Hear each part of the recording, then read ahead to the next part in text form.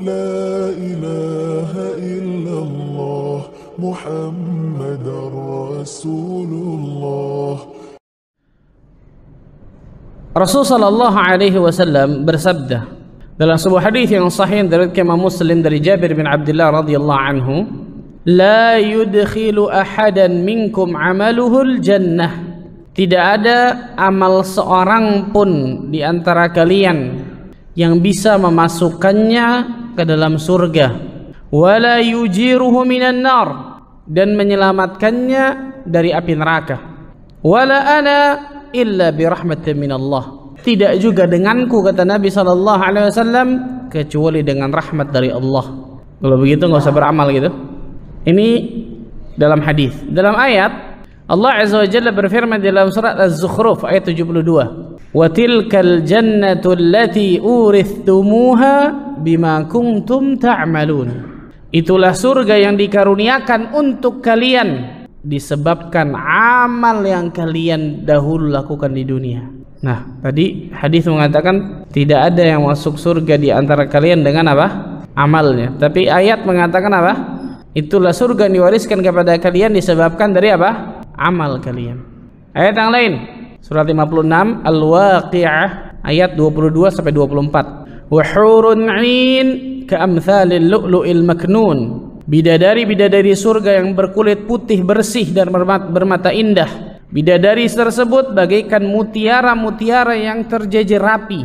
Jazaa'an bima kanu ya'malun. Semua itu balasan bagi orang-orang yang mengerjakan amal saleh di atas muka bumi ini, di dunianya.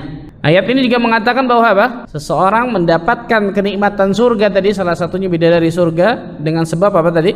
Amal. Bagaimana menggabungkan ini nih? Seakan-akan kok kontradiktif antara ayat dengan hadis, betul ya?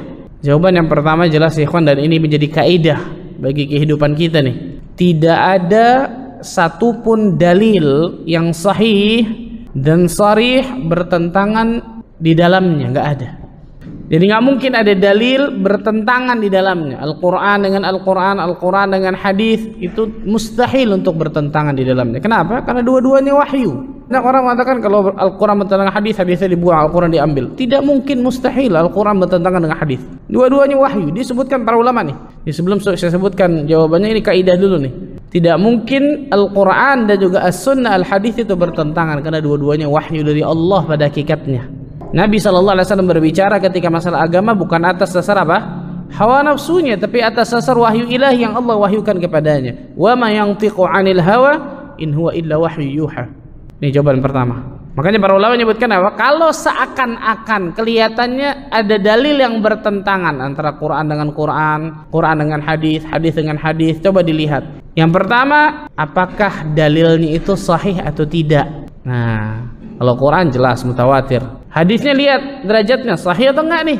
Bisa jadi kemudian hadisnya apa? Dhaif, lemah, misalnya enggak sahih, enggak valid dari Nabi SAW. Itu yang pertama. Kemungkinannya hadisnya tidak sahih. Atau yang kedua, bisa jadi apa? Hadisnya sahih tapi pemahamannya salah. Memahami hadis itu tidak benar. Memahami hadis tersebut tidak sesuai dengan pemahaman salafus saleh. Di sini pentingnya manhaj di sini nih. Pentingnya metode dalam memahami Al-Quran dan As-Sunnah di sini nih. Hadisnya mungkin sahih, subhanallah, dalilnya mungkin sahih Al-Quran, tapi pemahamannya salah. Memahami Al-Quran dan As-Sunnah bukan seperti itu. Atau yang ketiga, apa itu? Akal kita belum mampu untuk ke situ. Nah, ini disebutkan para ulama tentang masalah hal ini.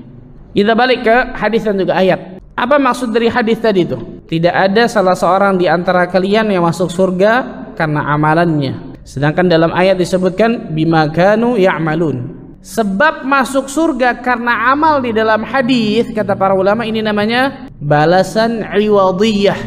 Apa itu iwadiyah? Balasan yang setimpal.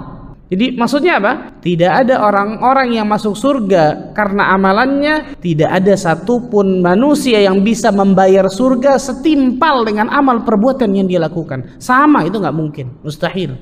Balasan dari Allah Azza wa Jalla surga itu jelas lebih apa? Lebih besar daripada amal perbuatan kita yang mungkin sedikit, nggak ada apa-apanya. Itu maksud dari hadis.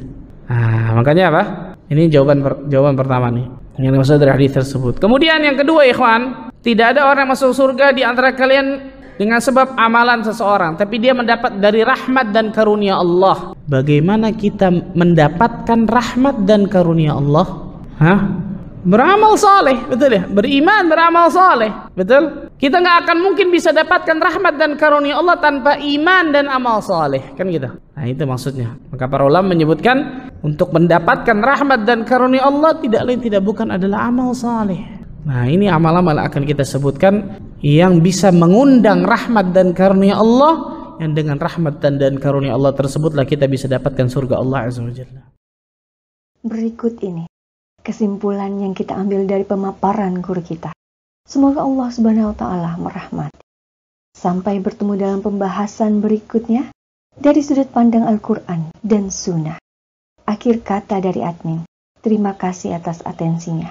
Kesempurnaan hanyalah milik Allah dan kekurangan ada pada manusia. Mohon maaf jika ada kesalahan. Silahkan tulis di kolom komentar.